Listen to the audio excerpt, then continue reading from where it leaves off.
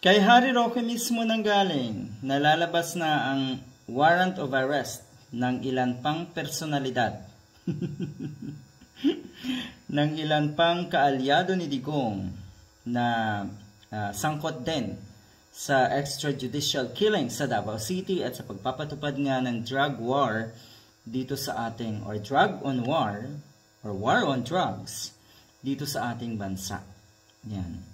Ito po yung matagal nang sinasabi ni former Senator Antonio Trillanes na magkakaroon nga ng arrest warrant mula sa ICC doon sa mga taong pangunahing tagapagpatupad ng anti-drug campaign ni Digong. At ang sinasabi dito ay si Mr. Bato de la Rosa. Ayan. Bakit kaya? Ang ibig kong sabihin, bakit kaya inilalabas ito ni Harry Roque? Totoo kaya ito? Alam niya kaya ito?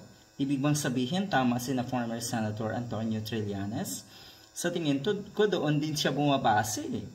Doon sa mga pahayag ni former Senator Antonio Trillanes at Assistant to Counsel ng ICC na si Attorney Cristina Conte. Sa tingin ko, dyan din siya bumabasa sa kanilang mga statement, itong si Harry Roque. Pero kasi dating miyembro ng ICC, itong si Harry Roque, so siguradong alam niya ang proseso rin ng batas, ang proseso ng ICC sa mga ganitong klaseng kaso. At paano yan? Anong mangyayari sa career? Anong mangyayari sa pagiging senador ni Bato, ni Bongo? At paano na po si Sara Duterte kung isa nga doon sa mga aarestuhin din ay si Sara Duterte?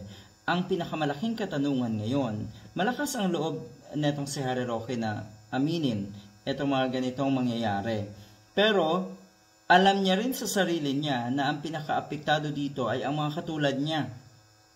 Dahil wala nang pag-asa si Sara Duterte. Wala nang tutulong sa kanya.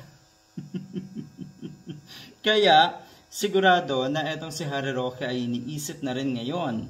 Kasi nga, muntik na siyang madulas na ang korupsyon nga daw ay nagmula sa kanyang tatay Digong.